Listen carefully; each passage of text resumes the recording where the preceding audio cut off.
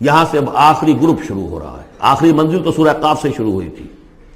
چھٹا گروپ مکی اور مدنی صورتوں کا یہاں ختم ہو گیا. 7 صورتیں حسین ترین صورتیں قرآن کی. وہ پہلی 7 صورتیں تھیں: سورہ قاف، سورہ ذاریات، سورہ طور، سورہ نجم، سورہ قمر، سورہ رحمان، عروس القرآن، پھر سورہ واقعہ. پھر یہ 10 صورتیں آ گئیں: سورہ حدید، سورہ مجادلہ، سورہ حشر، سورہ ممتحنہ، سورہ صف، سورہ جمعہ، سورہ منافقون، سورہ تغابن، سورہ طلاق، سورہ تحریم. اب پھر یہ مکی قرآن مجید، یہ آخری گروپ ہے. اس میں بھی پہلی 6 صورتیں جو ہیں وہ 3 کے سب گروپس کی شکل میں ہیں. سورہ ملک بڑی، جیسے سورہ قاف وہاں تھی اسی مقام پر یہاں سورہ ملک ہے. بہت جامع اس کی تاثیر، اور یہ بہت حضور کو عزیز تھی. آپ کی یہ معمولات میں سے تھا، رات کو سوتے ہوئے آپ سورہ ملک پڑھا کرتے تھے، اور اس کی آپ نے تلقین کی ہے. بسم اللہ الرحمن الرحیم. تبارک الذی بیدہ الملک وہو علی کل شیء قدیر. بڑی بابرکت ہے وہ ہستی جس کے ہاتھ میں ہے بادشاہی، راج اس کا ہے. یہ ہے دین کا سیاسی پہلو. پوری کائنات پر اس کا راج چل رہا ہے. دنیا میں بغاوت ہے. کیوں ہے؟ وہ اپنے ایمان کے دعوے داروں کا امتحان لینا چاہتا ہے بس. ورنہ سورج، چاند، گیلیکسیز، پوری کائنات اور خود ہمارے جسم کا ایک ذرہ اس کے قانون کا پابند ہے، تابع ہے. ہمارا جسم ہمارے اختیار میں کہاں ہے؟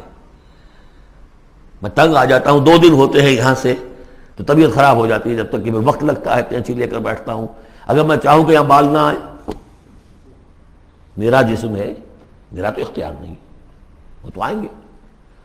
تو ہمارا جسم بھی جہاں تک اس کی فزیولوجی کا تعلق ہے، اس کی اناٹومی کا تعلق ہے، یہ سارا اللہ کے قانون کے تابع، میرے تابع تو نہیں. میں چاہوں میرا دل ذرا رک جائے، جب چاہوں میں اس کو سٹارٹ کر دوں تو یہ تو نہیں ہوگا. جب بند ہوگا بند ہو جائے گا، میرے اختیار میں نہیں ہے. لیکن یہ کہ جو ہماری اختیاری زندگی ہے اس میں ہم نے طے کر لیا ہے کہ اللہ کی نہیں مانیں گے، اپنی مانیں گے، اپنی مانیں گے، اپنی بیویوں کی مانیں گے، اور جو بھی نظام ہے اس کے ساتھ وفاداری کریں گے، چاکری کریں گے، ان کی ملازمت کریں گے، ان کے رتھوں کے اندر ہم بیل بن کر جتیں گے تاکہ ہمیں عیش ملے، دنیا کے اندر ہمارے لیے مقامات ہوں، ہماری عیش ہو. بس اللہ خیر صلی اللہ. تو یہ ہے اصل میں امتحان. ورنہ بادشاہی یہاں اب بھی اسی کی ہے. یہ صرف ہلدی کی گانٹھ ہے جسے لے کر ہم پنساری بن کر بیٹھ گئے. میری مرضی، میرا خیال، میرا نظریہ یہ ہے. اور ہمارے نزدیک جو ہے طریقتکم المثلی، ہمارے جو کلچر ہے، مثالی نظام جو ہم نے بنایا ہے، ہمیں اس کی حفاظت کرنی ہے. تبارک الذی بیدہ الملک وہو علی کل شیء قدیر. وہ ہر چیز پر قادر ہے. الذی خلق الموت والحیات لیبلوکم ایکم احسن عملا. اب دیکھیے ہم نے حیات انسانی کا جو اب تک سمجھا ہے، جس کو کہ عمر نے، جو کہ بہت بڑا شاعر ہے، اس نے اپنی بیوی سے خطاب کر کے کہا ہے حیات ثم موت ثم بعث حدیث و خرافات یا ام عمری. یہ کیا ہے؟ زندگی پھر موت پھر زندگی، یہ کیا سب حدیث و خرافات معاذ اللہ. ہم نے بھی دیکھا پہلے کنتم امواتا فاحیاکم ثم یمیتکم ثم یحییکم ثم الیہ ترجعون. یہ وقفے کیوں ڈالے گئے؟ یہ موت کا وقفہ کیوں ڈال کر زندگی کا ایک حصہ نکال دیا علیحدہ؟ 30 40 50 60 سال یہ دنیا کی زندگی، پھر موت کا وقفہ. موت ایک زندگی کا وقفہ ہے، یعنی آگے بڑھیں گے دم لے کر. کیوں؟ اس کی حکمت بتائی جو ہم پڑھائیں سورہ واقعہ میں.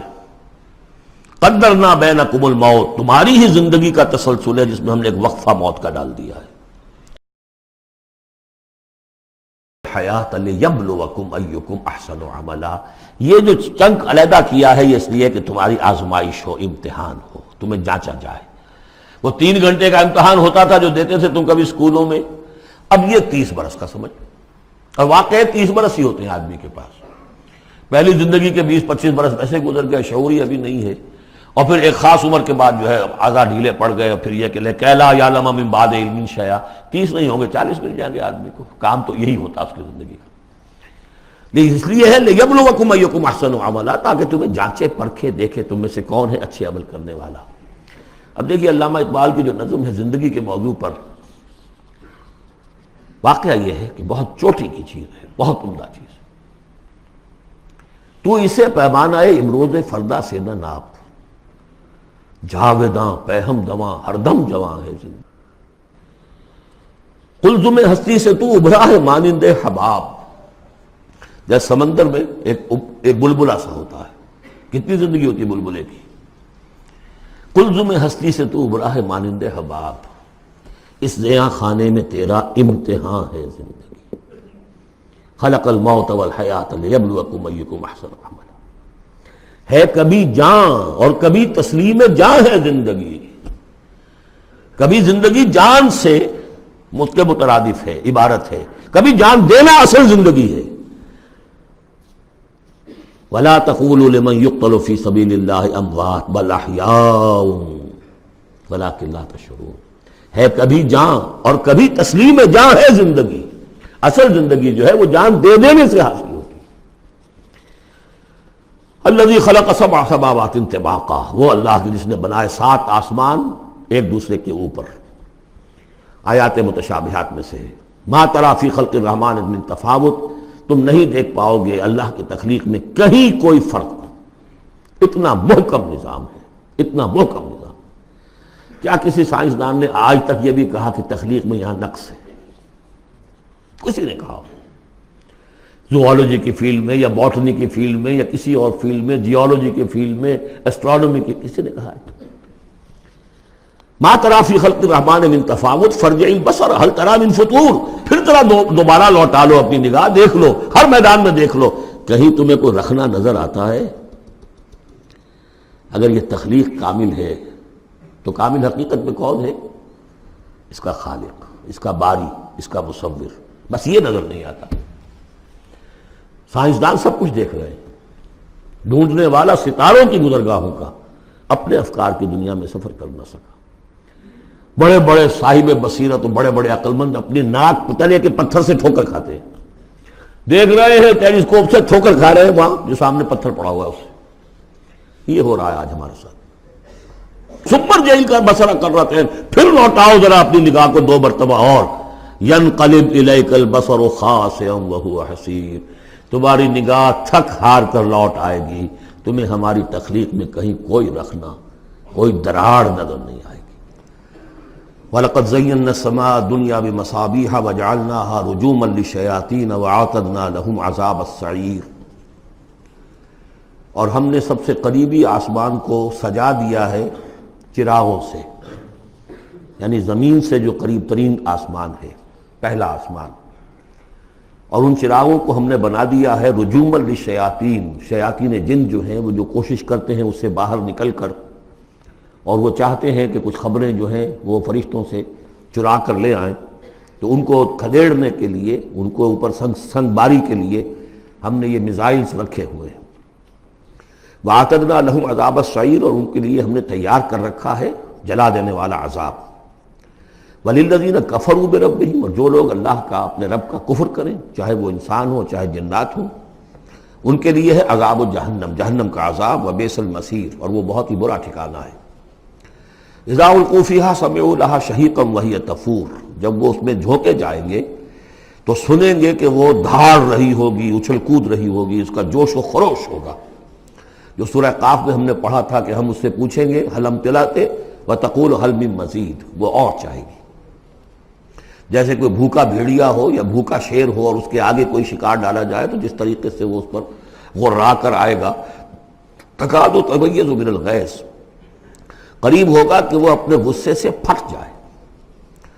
کلما القی فیہا فوج، جب کبھی بھی اس میں ایک فوج ڈالی جائے گی، یعنی یہ کہ ایک قوم کے بعد دوسری، دوسری کے بعد تیسری، وہ تو ہو رہا ہے، وہم یوزعون، ان کے درجہ بندی کی جائے گی، قوموں کا علیحدہ علیحدہ حساب ہوگا۔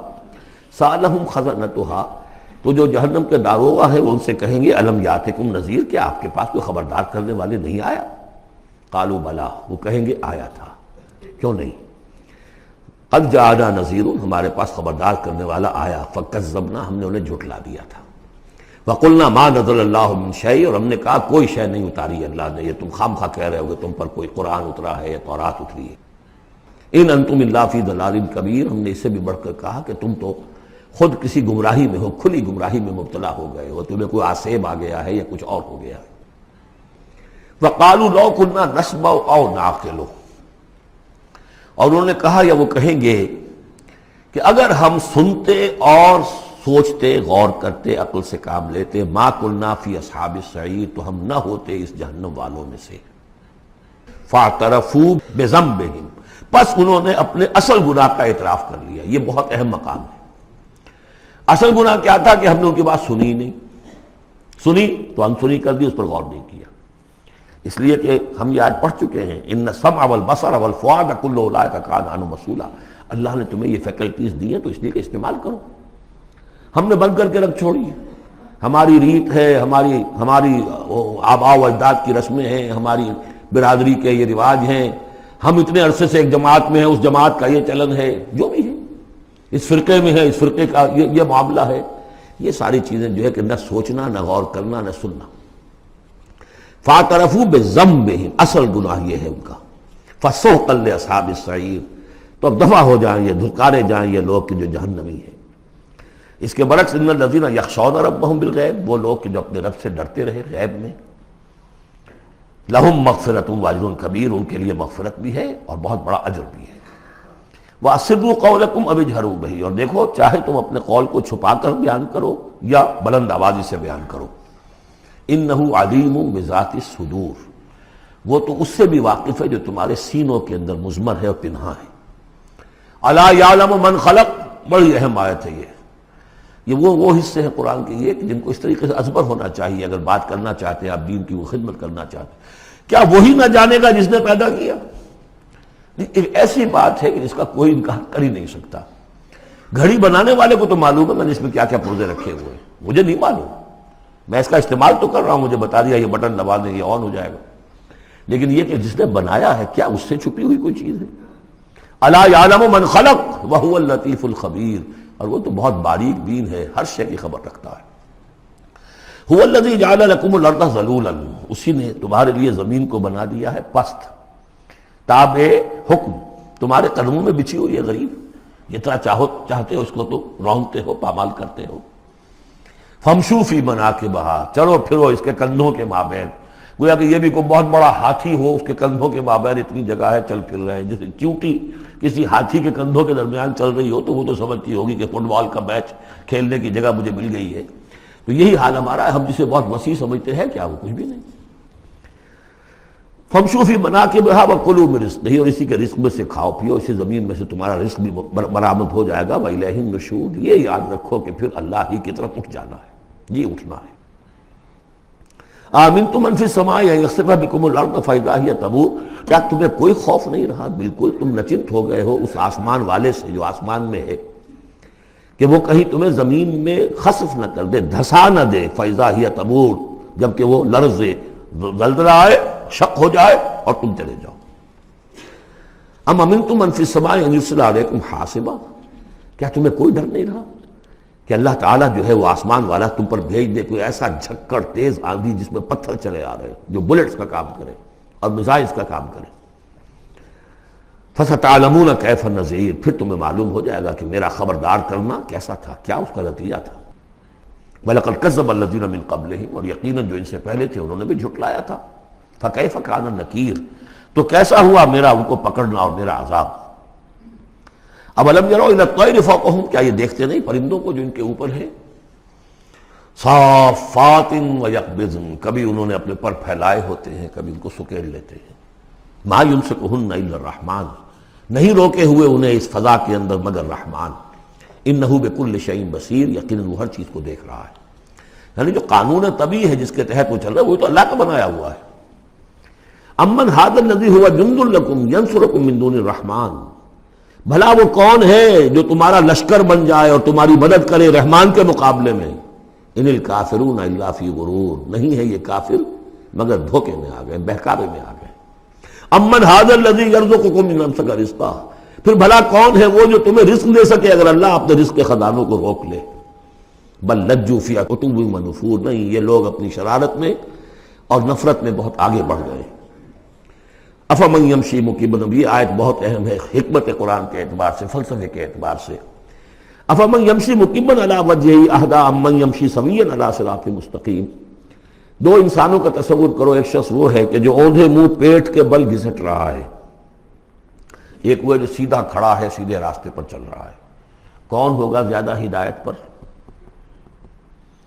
اس میں نقشہ پھینک دیا گیا ہے، جو لوگ حیوانی سطح پر زندگی بسر کر رہے ہیں صرف انسٹنکٹس کی وجہ سے زندہ ہیں، پیٹ، معاشی جدوجہد اسی کے لیے زندہ ہیں، گھسٹ رہے ہیں اسی میں، اور اس اوندھے پڑے وہ انسان کے مانند نہیں جنہیں آگے کا کچھ پتہ نہیں، آگے کہاں جانا ہے، وہ تو ان کے انسٹنکٹس انہیں چلا رہے ہیں، بالکل اینیمل لیول کے اوپر زندگی گزار رہے ہیں، اوندھے منہ، انہیں کیا نظر آئے گا راستہ کون سا ہے، کدھر جانا ہے؟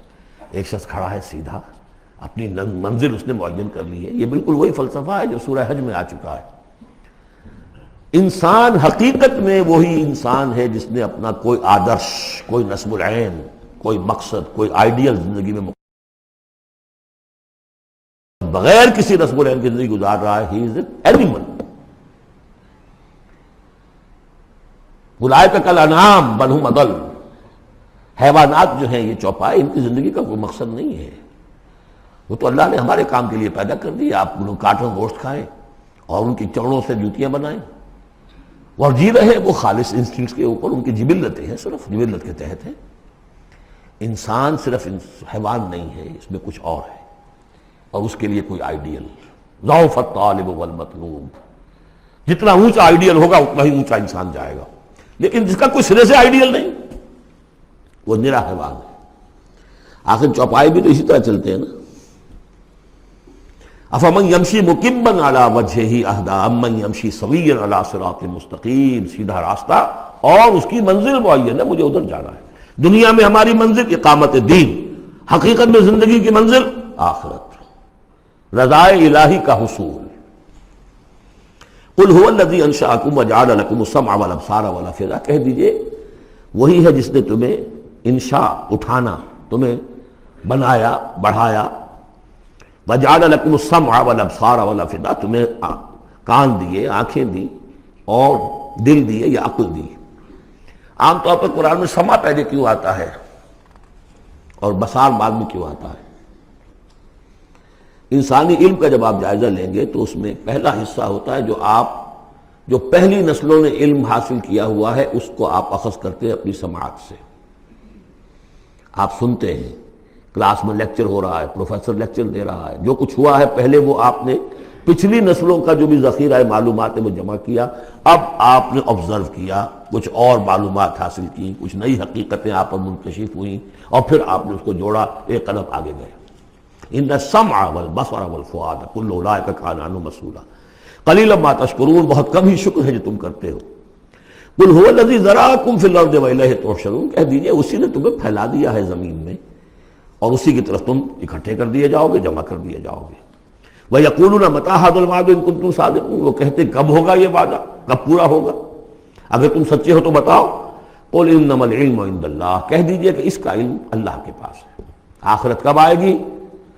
وَاللَّهُ عِندَهُ عِلْمُ السَّاعَةِ، اللہ ہی کے پاس اس کا علم ہے۔ وَإِنَّمَا أَنَا نَذِيرٌ مُّبِينٌ، اور میں تو بس صرف ایک واضح اور صاف صاف ڈرا دینے والا ہوں، اس کے سوا میری ذمہ داری کوئی نہیں۔ فَلَمَّا رَأَوْهُ زُلْفَةً، پھر جب وہ دیکھیں گے اس کو، قریب آ گئی، سیئت وجوہ الذین کفروا، تو ان کے چہروں کے حلیے بگڑ جائیں گے، برے ہو جائیں گے ان کے چہرے، ان کافروں کے۔ وقیل ھذا الذی کنتم بہ تدعون، اور کہا جائے گا یہ ہے وہ جس کو تم مطالبہ کرتے تھے کہ لاؤ اور لے آؤ جلدی سے۔ قل ارأیتم ان اہلکنی اللہ ومن معی او رحمنا فمن یجیر الکافرین من عذاب الیم، اے نبی ان سے کہیے دیکھو اگر مجھے میرا اللہ ہلاک کر دے یا اور جو میرے ساتھ ہیں ان سب کو بھی ہلاک کر دے، یا اللہ تعالی ہم پر رحم فرمائے، سوال یہ ہے کہ تمہیں کون بچائے گا، کافروں کو کون بچائے گا عذاب علیم سے؟ ہمارا جو بھی ہو ہم ناکام رہ جائیں، تمہارے نزدیک ناکام ہو گئے، ہمارے نزدیک تو کوئی ناکامی ہے ہی نہیں۔ حل تربصون بنا الا احدی الحسنیین، دو اعلیٰ صورتیں ہیں، ان میں سے تیسری کوئی صورت ہے ہی نہیں۔ یا ہمارا رب ہمیں سب کو جام شہادت نوش کروا دے، کامیابی کامیابی، سب سے بڑی کامیابی تو یہی ہے، اور کامیاب ہو کر اگر واپس آ گئے تو تم بھی کہو گے کہ کامیاب ہو۔ لیکن تم سوچو کہ کافروں کو کون بچائے گا دردناک عذاب سے۔ قل هو الرحمن آمنا بہ، کہہ دیجئے وہ رحمان ہے، اس پر ہم تو ایمان لا چکے ہیں، وعلیہ توکلنا، اور اسی پر ہمارا توکل۔ نوٹ کر لیجیے یہ صورتیں جو ہے بالکل ابتدائی زمانے کی صورتیں ہیں۔ ابھی سمجھیے کہ یہ ابتدائی رد و قضا ہے، جس کی آخری شکلیں وہ ہیں جو سورہ انعام اور سورہ اعراف اور سورہ یونس اور سورہ ہود میں ہم دیکھا ہے. فَسَتَعْلَمُونَ مَنْ هُوَ فِي ضَلَالٍ مُبِينٍ، تو عنقریب تمہیں معلوم ہو جائے گا کہ کھلی گمراہی میں کون تھا، ہم تھے یا تم تھے. قُلْ أَرَأَيْتُمْ إِنْ أَصْبَحَ مَاؤُكُمْ غَوْرًا، ذرا ایک بات پر اور غور کرو، اگر تمہارا یہ پانی جو زمین کا ہے وہ نیچے اتر جائے، کبھی کبھی ایک دم بہت جو ہے ایک الارم ہو جاتا ہے کہ پانی کی سطح نیچے جا رہی ہے، بارشیں کم ہوئی ہیں، پانی کی سطح نیچے جا رہی ہے، کہاں سے لائیں گے پانی؟ وہ تو پھر بھی ابھی ایک حد تک ہی نیچے جاتی ہے، یہ پانی اور نیچے چلا جائے. فَمَنْ يَأْتِيكُم مِّن مَّاءٍ مَّعِينٍ، کون ہے وہ جو لائے گا تمہارے پاس وہ پانی صاف نتھرا ہوا پانی؟